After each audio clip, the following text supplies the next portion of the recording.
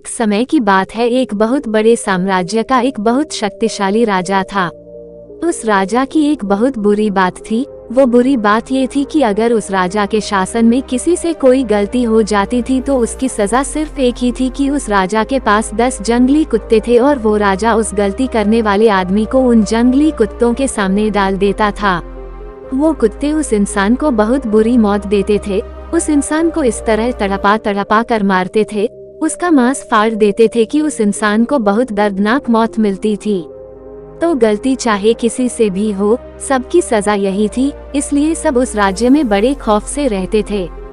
तो एक बार उस राज्य के महामंत्री से एक भूल हो जाती है, एक गलती हो जाती है और वो गलती हिसाब करने में होती है।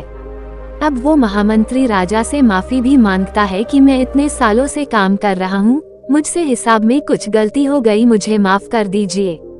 परंतु राजा बोलता है कि महामंत्री जी, आपको तो पता ही है कि हमारे राज्य में गलती की सिर्फ एक ही सजा है और वो सजा आपको भी मिलेगी, आप कुछ अलग नहीं है। अगर मैंने आपको छोड़ दिया तो प्रजा में बड़ा गलत संदेश जाएगा, इसलिए मैं आपको नहीं छोड़ सकता। अब महामंत्री को जब पता लगता है कि उससे भी वही सजा मिलने वाली है कि उसे भी 10 जंगली कुत्तों के सामने डाल दिया जाएगा, तो वो राजा से बोलता है कि मेरी एक आखिरी इच्छा है। तब राजा उसे अपनी आखिरी इच्छा बताने को बोलता है। तो वो महामंत्री राजा को बोलता है कि आप मुझे सजा बेशक यही दीजिएगा कि मुझे उन कुत्तों के सामने डाल देना, लेकिन आप मुझे 15 दिन की मोहलत दे दीजिए। मुझे 15 दिन के बाद सजा दे दीजिए। मैं राज्य से बाहर भी नहीं जाऊंगा, राज्य के अंदर ही रहूंगा। तब राजा उस महामंत्री की यह बात मान जाता है। अब 15 दिन के बाद उस महामंत्री को लाया जाता है। तब वो राजा खुद साथ चलता है कि महामंत्री को उन जंगली कुत्तों के सामने छोड़ दिया जाएगा। अब महामंत्री को उस बेड़े में छोड़ दिया जाता है जिसके अंदर उसको कुत्तों के सामने डाला जाएगा। राजा ऊपर से देख रहा होता है कि वो कुत्ते महामंत्री को काट नहीं रहे, महामंत्री के ऊपर कुत्ते भौंक नहीं रहे, बल्कि उसे चाट रहे हैं, उसे प्यार कर रहे हैं। तो राजा को कुछ समझ नहीं आ रहा होता कि ये जंगली कुत्ते किसी के साथ भी ऐसा नहीं करते, परंतु ये महामंत्री से इतना लगाव क्यों कर रहे हैं। राजा हैरान हो जाता है।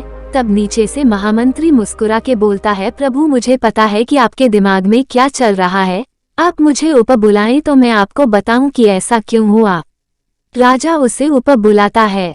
महामंत्री को सभा में बुलाया जाता है और महामंत्री राजा के सामने आके खड़ा हो जाता है।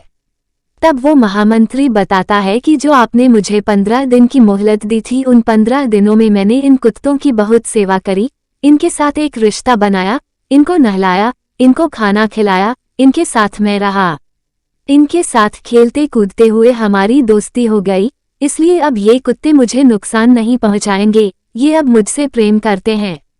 राजा कहता है, लेकिन मेरे वचन का क्या होगा।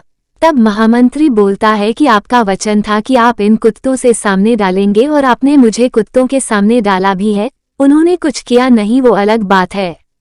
तो राजा मुस्कुरा के बोलता है कि अब तुम्हें छोड़ दिया जाए।